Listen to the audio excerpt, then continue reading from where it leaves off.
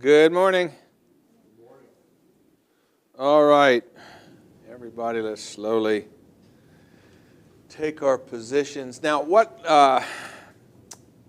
little summary. The first 3 commandments are about the love of the Lord. The next 7 commandments, as we count them, regards the love of neighbor. But we've been developing this at the second table of the law as an increasing expression of different ways in which life is sacred. This is what I want you to take with you from the second table of the law, that life is sacred, human life is sacred, and that is sort of the underlying theme amongst all of this. We're going to set aside the 4th commandment for a second and recognize that the 5th commandment is obviously and directly about the sanctity of human life, just in and of itself considered. The 6th commandment is about the sanctity of human life as it applies to procreation. The 7th commandment and the 8th commandment are we're going to look at today. They are also about the sanctity of human life. The 7th commandment says you shall not steal, and we're going to relate that to the sanctity of human life. Not the sanctity of property, but the sanctity of human life. And then we want to look at the 8th commandment and see that that also is an expression. It tells us about our obligations, the obligations that arise to human beings because our lives are sacred to God and we live with other people whose lives are sacred to God, okay? Now, so we're going to be looking, so we have the 4th commandment that looks to those which are above us and those which came before us. The 5th commandment that looks at our life considered in and of itself. The 6th commandment that looks at life as it's below us and going forward into the next generation. Then the 7th and the 8th commandments each look at the sanctity of human life from the point of view of moving out from our bodies, out to the other things that are necessary in order to support and sustain human life. And then the commandments concerning coveting are going to go inward. Okay, so we're going to look inwardly and what the implications are, since your life and my life is sacred to God. What does that imply for what happens up here in our heads? Okay, so what I want to do also here, when we're talking about the 7th and 8th commandments, as I have been doing with the other commandments, I'm wanting to move beyond just what would be a plain, simple, straightforward, here's what the Catechism says. So the Catechism says you shall not steal, so we know that, and so that's fine, but I want to move beyond that to see God's concern for property, why, and how does that implicate us in much larger ways. Same with the 8th commandment. So I want you to expand your minds a little bit to recognize that these commandments are about much, much more than the thing that it's actually addressing, and to sort of see why these things are important to God. So we'll begin with the 7th commandment. You shall not steal, and we should fear and love God so that we do not take our neighbor's money or possessions or get them in any dishonest way, but help him to keep his property and money and possessions, okay? So the 7th commandment deals with property, money, and possessions. Now, why then are we talking about the sanctity of human life? We seem to be talking about our rights and property. That's the way the law looks at it, our right in property, okay? What right I have to control my own property. But God's interest in our property is a little bit different. And I want you to think about material possessions. Okay, whatever it is that you have, I want you to think of just how very vitally important that is to your life. Okay? We're not animals. We don't live in holes. It's not like all we have to have is our next kill and we're okay for another week. Human beings actually, in order to flourish, need material support, a considerable amount of material support. Whether you legally own these things or not, it is necessary, as Luther talks about, clothing and shoes, food and drink, house and home, all of this kind of stuff. These are vitally important things that human beings have. We have to have shelter. Okay? If you don't have shelter, you're just not long for this world. You've got to have clothes, and you have to have certain other things that are just necessary to make the difference between survival, quite literally survival, or the difference between subsisting. In other words, you are making just enough, you have just enough to survive, but no more. Okay? To where you actually have a measure of security so that you and I can spend more of our time and energy thinking about something other than feeding ourselves and living, okay?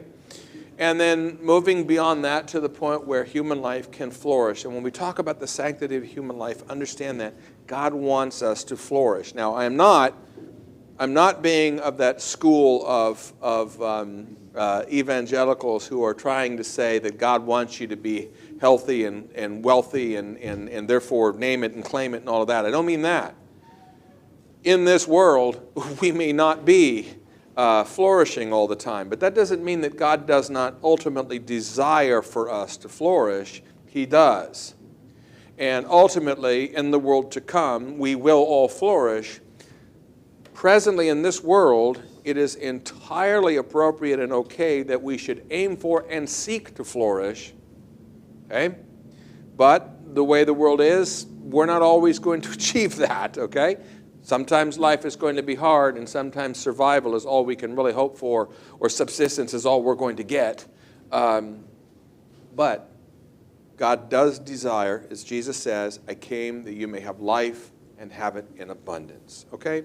So that is the goal, and anything less than human flourishing is the result in some fashion or another of the sin and corruption of this world. Okay? It may be that we are called to bear up under it with grace and faith and trusting in the Lord, so we don't shake our fists at God as though He owes us to flourish in this life, and if we don't, He's somehow blown it. All right. But in order for human beings to flourish, does anybody have any question about whether in order for human beings to flourish in this world, there's a certain and considerable amount of material support that you need beyond just the health of your body? Life is cruel and hard. If all of you have is your body, that's it. As healthy as it may be, you better hope you live in a place like Hawaii or Southern California where it's just mild all the time. Even then, I mean, it's just not. All right. Now, there's two things I want you to think about when we think about material possessions and why God cares about them. He cares about them because our lives are sacred and because we are physical beings requiring physical support. So, if you tell a man, your body is your own, and it is sacrosanct, and we can't touch that. However, your property belongs to me. I can make somebody do just about anything I want if I can control their property. Do you agree? Yep, absolutely. If the state controls your property, the state controls you, even if, theoretically, they can't touch your body. Yeah, so what?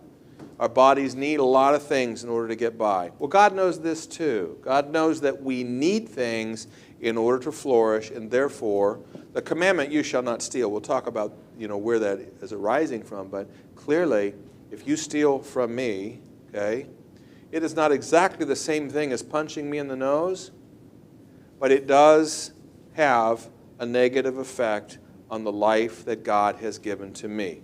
It is not just an account that goes up or down, but my stuff is necessary to support me. Your stuff is necessary to support you. And just as I cannot punch you in the nose, I cannot take your stuff either, because that is an extension of who you are and what God desires for you, okay?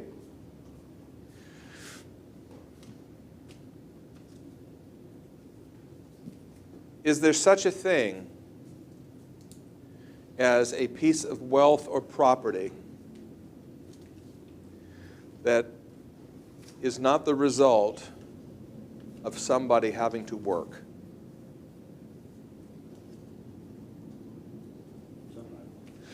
You can get kind of close to it if I'm walking by a tree and there happens to be a pear dangling there and I can just reach out. Certain times of the year, certain places, very narrow things, okay? So other than that kind of extraordinary and ridiculous circumstance where sometimes, the bird comes down and drops the fruit in your mouth, the reality is everything that we own is the result of labor, work. Somebody had to work. You had to work. A lot of people had to work in order to make this happen. If no one worked, what would happen? We would all freeze to death in the dark. Okay? We would have nothing. So, the connection between property and work is a tight one. And I want you to consider the moral imperative, therefore, of working. Okay? The moral imperative of working. That a person who works is helping to provide for the life of themselves and others. A person who does not is still consuming the fruit of other people's labor, but they are not actually producing any. Okay? Now, that may not be a bad thing. We'll talk about it in a minute. But understand that wealth doesn't just happen. You don't just find it. There it is. People have to work in order for it to happen. And I remember as a kid, I was talking to my dad driving down the road, and I don't know, the subject of some hippie commune or something like that came up. And anyway, he just makes the comment, and I'd never thought about it. I probably was 10 or 11 or something like that, but he just makes the comment, all these guys living off the land. But then he says, it's somebody else's land, okay? And they are living off the fruit of what other people do. I mean, even if, as we talk about, like, the peace and freedom that we have in this country is paid for a lot of different ways, and sometimes it's paid for by soldiers who actually get in the way of those who would take this from us. I mean, there's no free lunch, right? People have to work, and so there are people who produce, and then there are people who don't produce. That's how wealth goes up or goes down. That's why we have material support, houses, clothing, shoes, food and drink, house and home, spouse. All of these things are the result of a lot of work. And if we don't work, we don't survive. And if life is sacred to God, then work is necessary to preserve it, and therefore work is a moral imperative. Do you see that?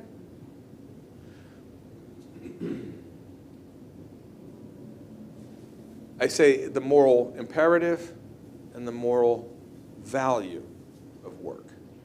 Work is a good thing because God has seen it fit that things don't literally just grow on trees for us. He wants us to work. He put Adam and Eve in the garden and said, tend this garden. Presumably, in the world to come, we will work. It won't be a vexatious kind of work like we so often have in this world, but nevertheless, work is a good thing. And creating and building and acquiring is a good thing. The only reason why it's sometimes bad in this world is the futility of it or the way we get so imbalanced. But the thing itself is good. God clearly wants it to be this way because before there was sin in the world, there was a garden to be tended. Whatever it is that meant, it clearly meant that you've got stuff to do, okay? Adam and Eve had stuff to do, and had sin never entered into the world, they still, and their descendants, including us, would have things to do. So there is a value to work. It has a great deal to do with what it means to be a human being. We don't just chase our food, kill it, and eat it. That's just not all we do. Our life is not just about subsistence, and work carries with it a creative energy of making the world a different and a better place. And in this world, it means fighting against, the corruption and the degradation of this world. All right, so we have the moral value and imperative of work. We also have the moral imperative that connects to the care of those who cannot work, because again, given the nature of this world, not everybody can work enough to support themselves or to support others. Now, infants obviously cannot. Elderly people sometimes can and sometimes can't. Sick people, for periods of time, cannot. For various and sundry reasons, for each and every one of us, there may be times in our life we just can't do what we need to do, what we want to do, what we used to be able to do, or what other people are counting on us for. Now, the scriptures are filled with exhortations to be mindful of the poor, okay? Now, I'm not so much, in all of this discussion here, I'm not really talking about sort of the macro issues of our nation and how we ought to do this. I'm really talking more about as an individual Christian. As an individual Christian, should I get up in the morning and say, I have a responsibility to God to work? If there is somebody who cannot work or cannot work enough so that they need to an extent to live off my work, do I have a moral obligation to do that? Should I have joy in doing that? And so, again, if the issue or if the bottom line is human life is sacred, then the answer is absolutely. Absolutely. I have a moral obligation to. Let me give you a silly sort of mental experiment, an exercise. As a society, supposing somebody should say, I am capable of doing a great deal, but I am lazy. And I like being lazy. And I don't want to work as hard as I could work, and I don't want to produce as much as I could produce, but I also don't want to be a draw on society either. So here's what I'm going to do. I'm going to be the guy in trailers for sale or rent. I am going to make just enough money to cover for myself. I am never going to take any money from the public dole. I'm not going to beg from anybody. I'm going to earn my keep, but only my keep. I will produce nothing more than what I take out, but I will not take out any more than what I need. Okay? Question. Does our society have any interest in this individual? I don't mean we're going to hunt him down and kill him, but I mean, do we have any interest in supporting that? We may say we don't have an interest in getting rid of it. I mean, by sort of the nature of what I've described, you're a no count. So if you're a no count, then we don't care. So go ahead and sweep out your trailer and smoke your old stogies that you find on the ground and leave the rest of us alone. Okay, so from society's point of view, we don't necessarily mad at that person, but we're not going to commend them either. You're not doing anything for anybody but yourself. what about from a moral point of view?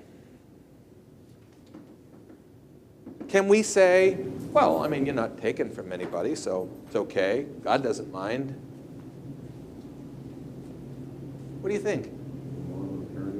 If there's a moral imperative to work, and this person says, yeah, but I don't need to work that hard, it's not a moral imperative just to work enough to take care of yourself. The world is a big place. It's filled with lots of people. And if everybody just took care of themselves, then what would happen to the first person who couldn't quite take care of themselves? They starve. Okay? So from a society, from a public policy, we might say, well, we don't really care. If you don't, we got enough people working enough. But from a moral point of view, myself as a Christian, can I ever say that? And the answer is no, you cannot. There's a world out there that needs you. There is work that needs to be done. There are sidewalks that need to be swept. There are people that need to be helped, houses that need to be built, potholes that need to be filled in. All kinds of things, more than we can even imagine. And I cannot just be about myself. So, okay. That goes into the moral imperative of taking care of those who cannot work. Now, I said those who cannot work. Supposing we say, if somebody doesn't want to work, then we'll give them a check. They don't want to work. Now, from a social point of view, we don't have enough money to do that, right? We don't want to do that. What about from a moral point of view? Somebody who could work but doesn't, do I have a moral obligation to support them? We need to be careful on that one, don't we? Doesn't Paul say, if a man will not work, let him not eat? Wow. Are we really going to let him starve? Well, let's think about that. Let's think about the guy who actually starts to starve to death because he's so lazy. He is so lazy that if you do not give him his food, he simply won't eat. What do we say about that person? Oh, we would, but I mean, he's starving to death. You know what I say about that person? That person needs help. Oh, that person needs a psychiatrist. That person needs something, okay? Because normal people might get really hungry, but they're only going to get so hungry, and then what are they going to do? They're going to start to work, okay? Now, of course, our economy sort of tells you better work, otherwise you're going to be hungry. But I'm not talking about what our economy says. I'm saying from a moral point of view, for us to say to somebody, you cannot work or you cannot work enough, so that means I have to work in order to help take care of you. And that is a good thing. Because otherwise people starve and life is sacred and we don't do that. But that's very different than saying to this person here who is a freeloader and doesn't want to work and would prefer to take money from me. He is in fact stealing. Well, and that's right. I want you to think about what is stealing. If I steal something you've got, am I not taking something somebody else labored for myself? Okay? So that's a violation of this very basic idea that work in the connection between work and possessions is tight. And the connection between possessions and our life is tight. I am taking from another person's life. Okay? Because I want it. Well, okay, that is the definition of not loving your neighbor as yourself. That's loving yourself more than your neighbor, okay? And it doesn't matter if I say, oh, well, you know, what I'm really taking from is the insurance company. And they got gobs of money, okay? I'm still living off the labor of others. Even if that labor has been pooled in giant accounts where you really can't see the individual bits of labor that are going into that, it's still the same thing. I'm not working. I'm taking from those who are working. And aside from the fact that there's a commandment that says you shall not steal, it is showing a horrible, morally I'm just upside down here completely. Okay. Anybody have anything to add to this in the sense that if life is sacred and holy, then these things follow? Just by the nature of the way life is. And the way God intended it, right? Presumably, in the Garden of Eden, if Adam and Eve decided that they just weren't going to work, they would be sinning already, and they'd start going hungry, as they ought.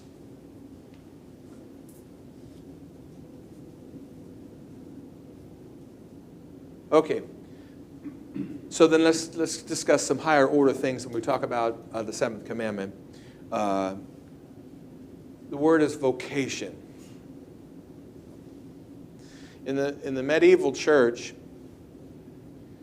the idea was that the only people who had vocations were priests and nuns and monks. Those were the ones that had vocations, okay? And the reformers changed that. And Luther very famously and often spoke about vocation. And that vocation is not only those who are working in the church and called to be priests and bishops and that sort of thing, but that in fact all of God's people are called to vocation. A vocation is a calling. Now this further sort of sanctifies the idea of work. Not only work because it's connected to human life, because it supports human life, but also vocation because it is a calling from God for us to, let's look at it this way. This world, God is a God of order, and this world is constantly tending toward disorder, right? Okay, well, as God's people, what do we want to do when we see disorder? We want to beat it back. We want to beat it down. We want to impose order. Because why? Because that's what God does. That's why we fight illness and disease. Even though we say, yeah, but it's a losing battle. Well, yeah, it is a losing battle. Everything's a losing battle in that sense. But while we wait for God to restore all things, we are going to fight the good fight against disorder and decay and degeneration everywhere. Even if it just seems like a quixotic effort, okay? Every day, the house gets dirty again. Yep, and every day, we're going to clean it. Because that's what God would do. Because order is better than disorder. But it's so much work. Yep, and life is better when we do it. And life is better when we work. So vocation is God's calling to you and to me, wherever He puts you, wherever you are. Now look, I'm not simply speaking about a job that pays money. A job that pays money is an example of a vocation. But you can be retired. There should be no such thing as a person who retires, and what that means is you sit in a rocking chair and wait for your demise, okay? That's very sad. Unless you are very sick and you are literally waiting for your demise, you should have work to do. The nice thing about being retired is you can do things that you don't have to make money doing, which means that you're free to do a lot of things that otherwise you wouldn't be able to do, things that really need to be done. But things need to be done. And if you still have, well, and here's another example. Supposing you have a disabled person. Now, most disabled people, whether they're disabled, again, because of a temporary illness or some kind of permanent thing, most disabled people are not unable to work at all. They're just not able to work enough. It may be, there are some disabilities where really you're not going to be able to do much of anything. Do we ever want to take anybody and say, here, sit in your rocking chair. You can't do anything. We'll take care of you. Isn't it better that they have something to do? Because there's lots of things to do. We don't have to pretend that they're pulling their own weight. That would be kind of silly. But it's so much better to have your little niche. Maybe it's much smaller than it used to be. Maybe it's much smaller than you wish that it were. But we all have our contributions, okay? So if the world is a ship, we all have our stations and we all have our places to go. And if you don't do your job, then this part of the ship it starts to look bad. And if too many people stop doing what they need to do, we may just sink one day, okay? So this is God's vocation calling each of us to do our little part. So we look at the world and we say it's going to pieces. Have you ever looked at the world lately and said it's going to pieces? What can I do? What can you do? We little people You watch the news and you say, what can we do? And the answer is, well, okay. If God intends for you to fix the entire nation or the entire world, then you just sit tight, because one day he's going to do something extraordinary in your life and put you in charge of everything, okay? When that happens, you're going to know. Meanwhile, he's already put you in charge of something. You already have your little corner of the world. Maybe a very tiny corner, but it's your corner. So you can't fix the world. Can you fix this? Can you bring some order here? Can you represent God and his orderliness and his goodness here?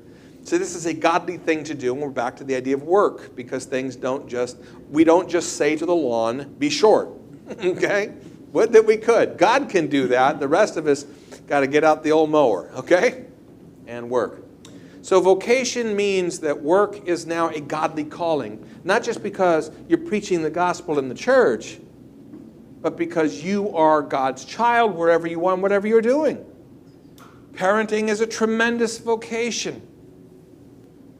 Working in the local, convenience store is a vocation from God. Whatever it is that you're doing is a vocation, a call, and Christians should treat it that way. This is our, so if you're a teacher and you're a Christian teacher, your calling is to be the very best teacher for these students you can be. If the Lord so punishes you as to make you into a lawyer, if that's what he does in his huge wrath, then your job is to be the very best lawyer for these people, for these cases that you can be. Okay?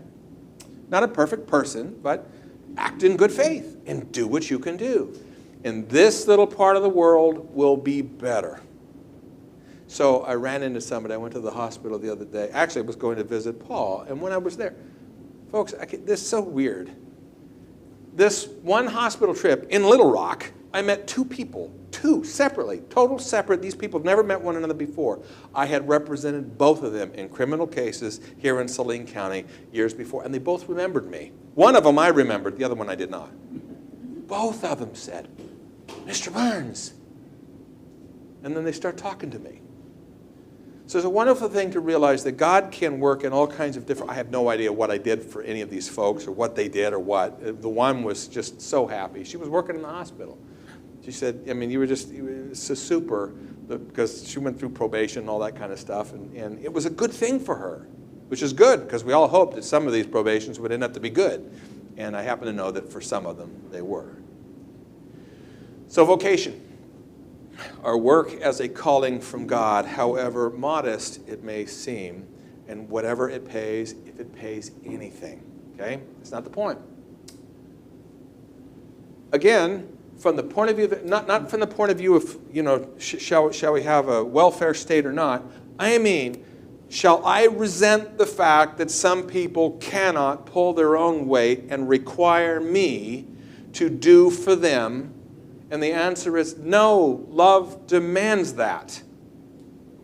And there are times in our life when, you or I might be surrounded with people with constant needs. And it may be that we're working all the time just to support other people. That does happen.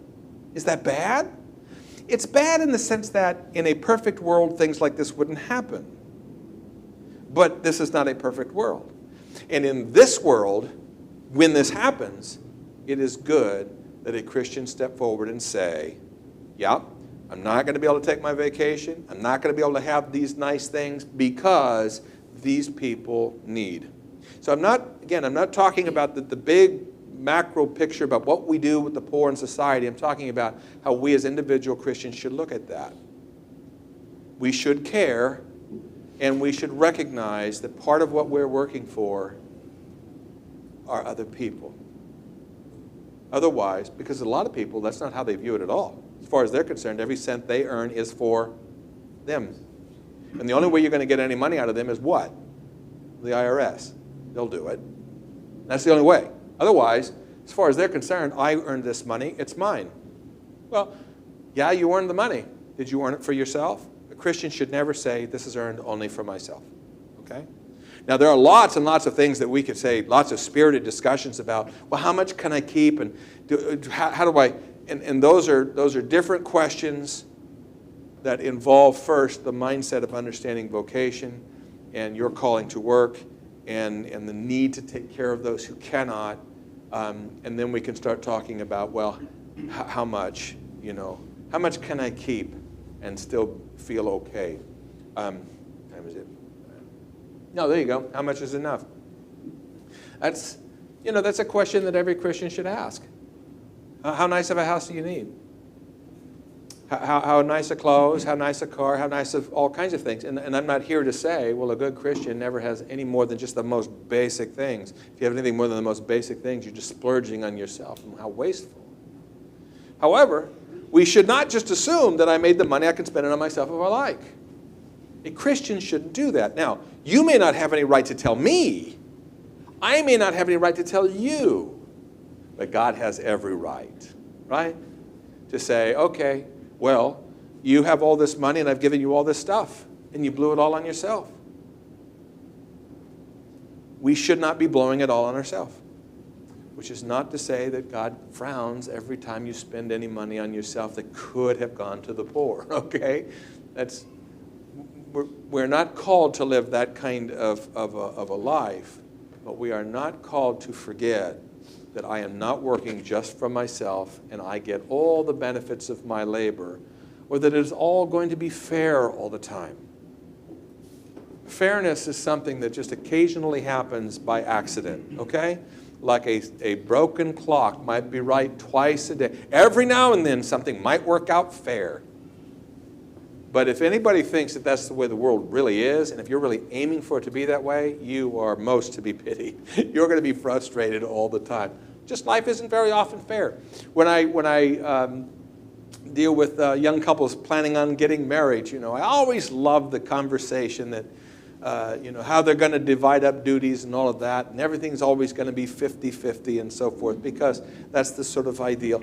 And I just laugh, and I say, well, occasionally it might work out that way. A day or two might happen that way, But the reality is, one of you is going to work a lot more than the other in these areas. The other is going to work a lot over in these areas. And sometimes one of you is going to work a lot more in all areas.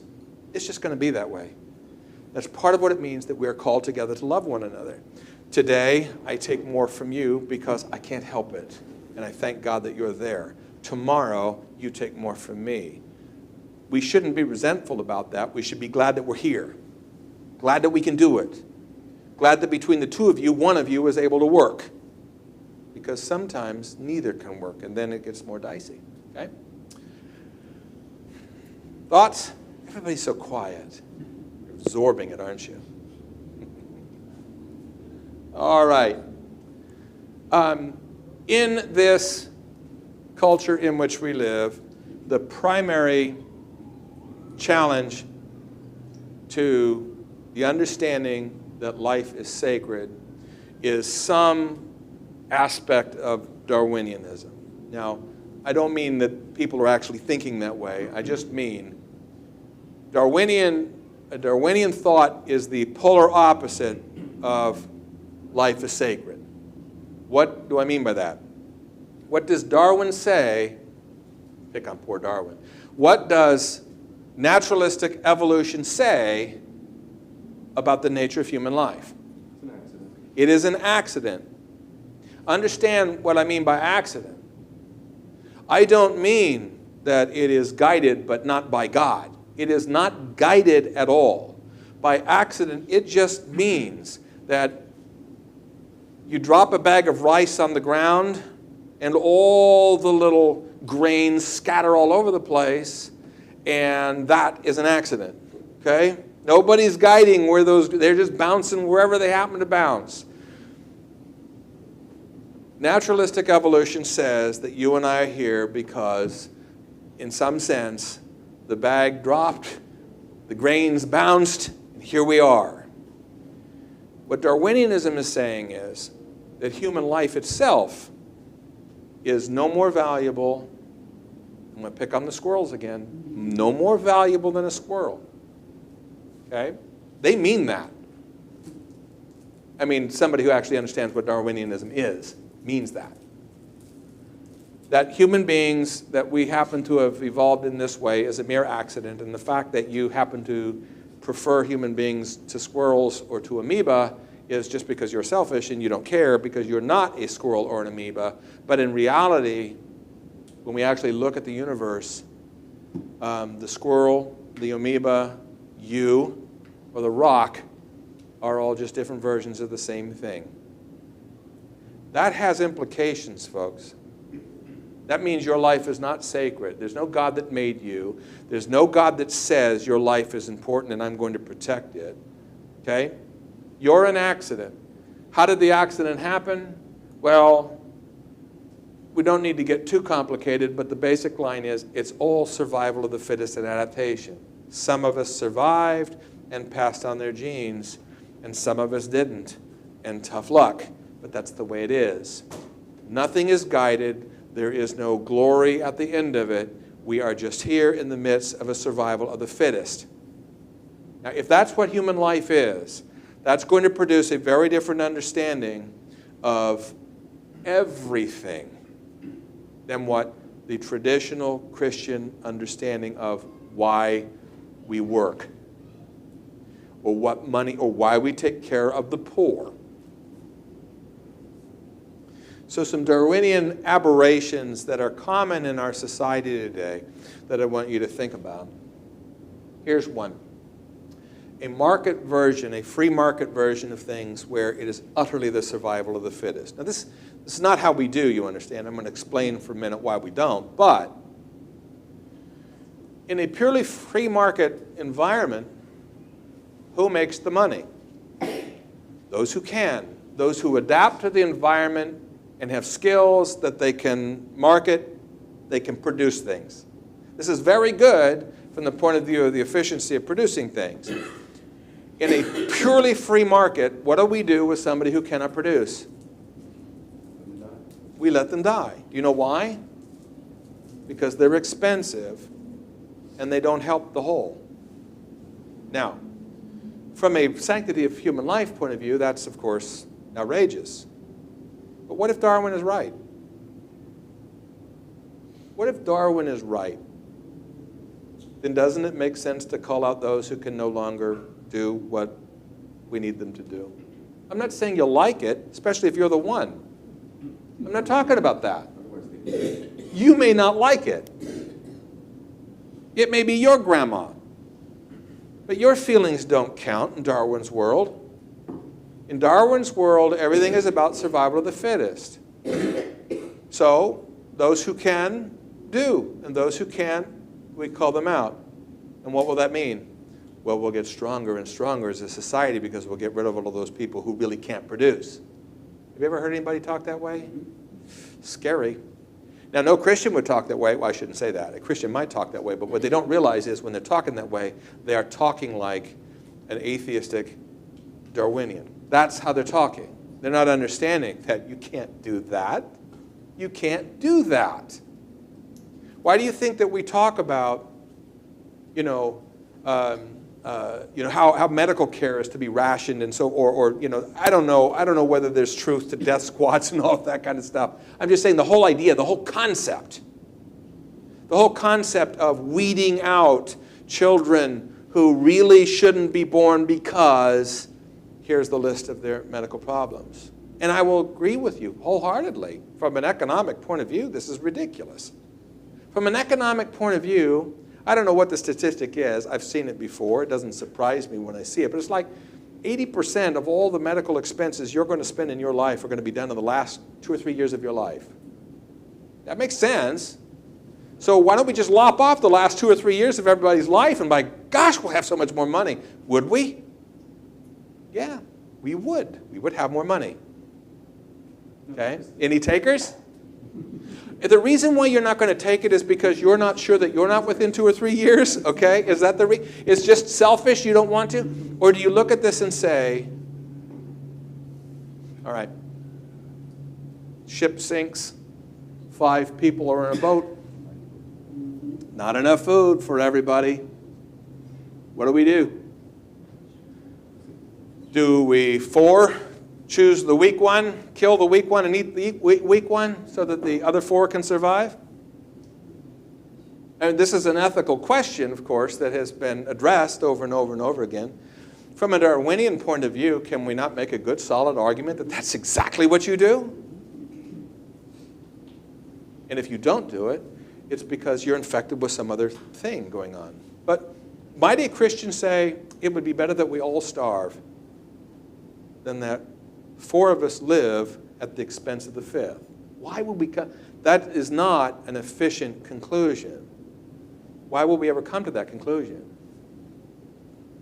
Because the one you're going to kill and eat is made in the image of God.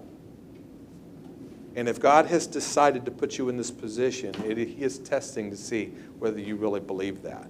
Otherwise, it's all about who's strongest and who has most interest in living.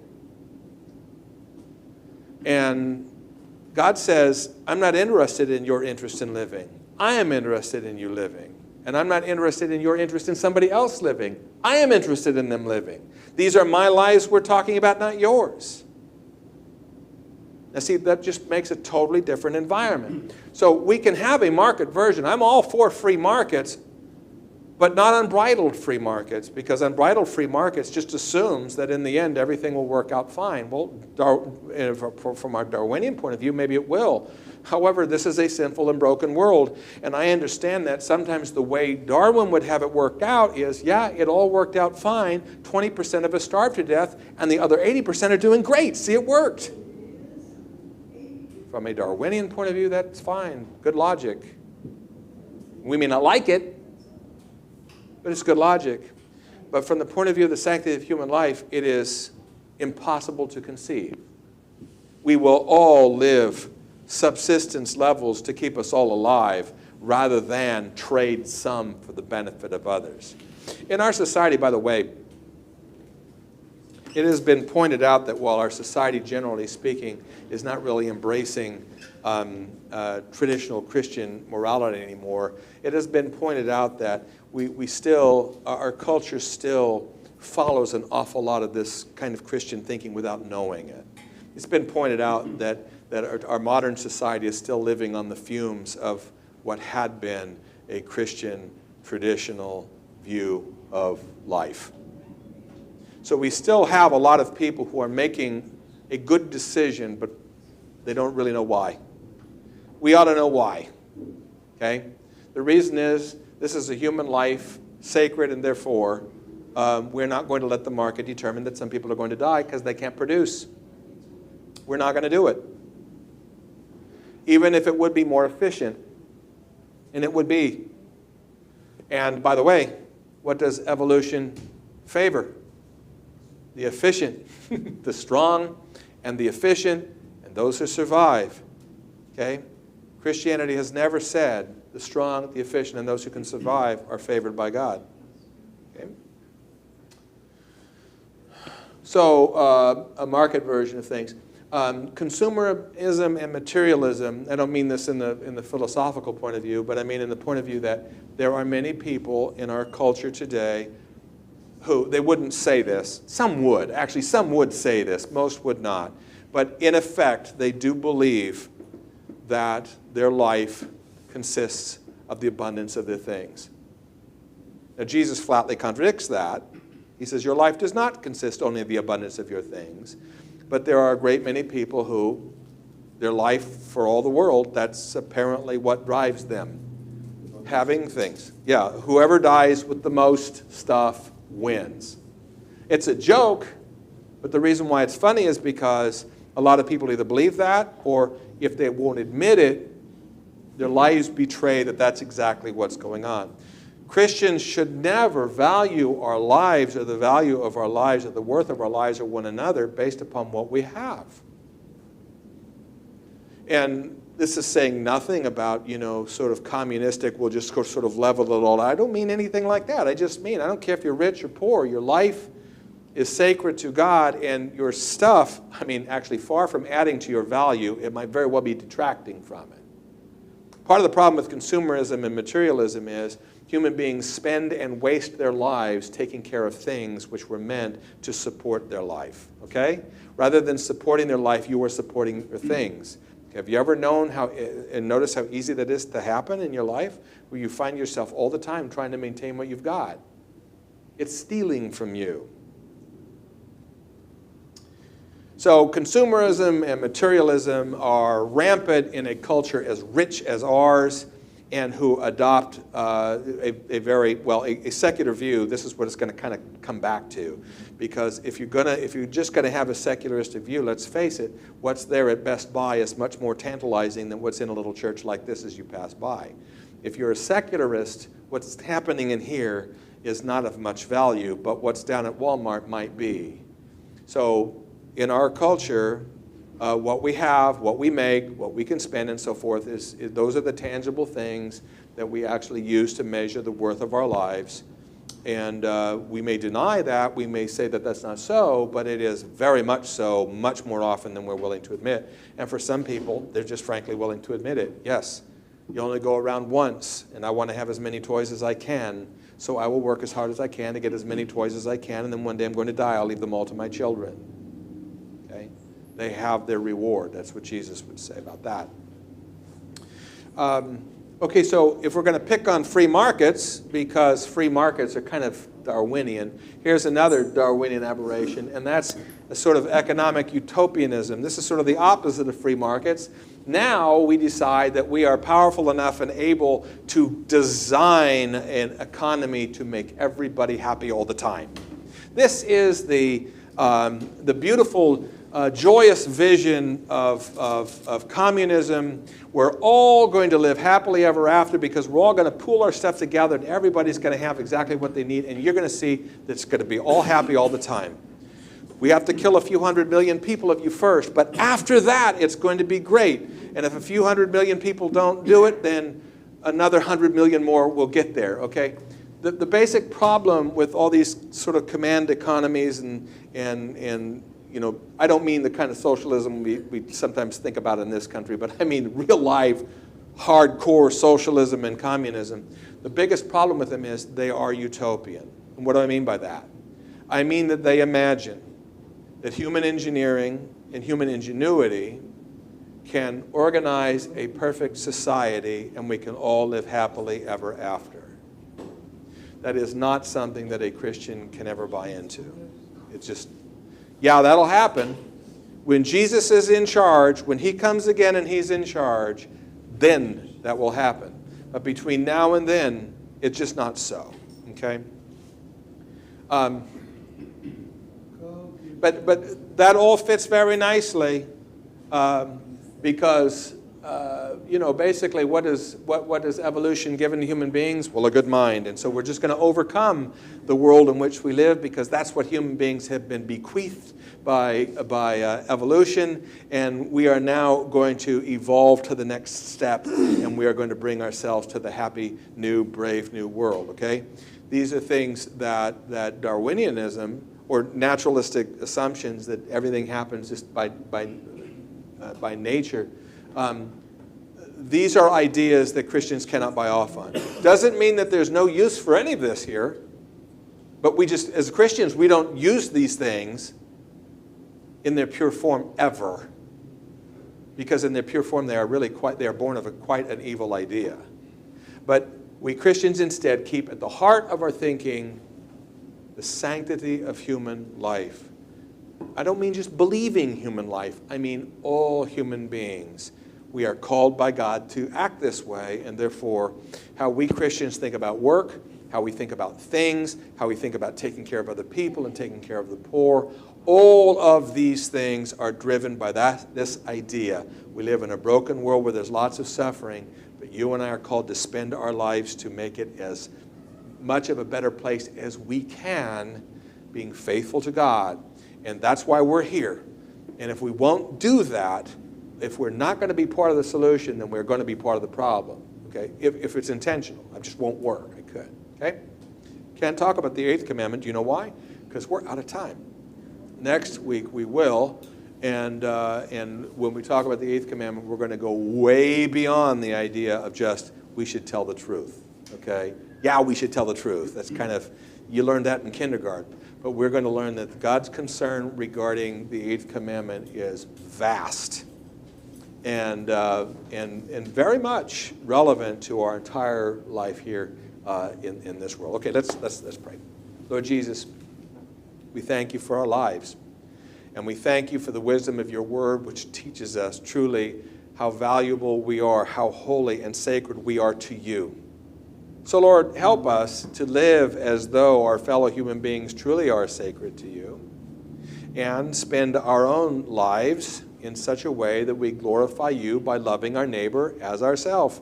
Yes, Lord, as you have loved us. Amen.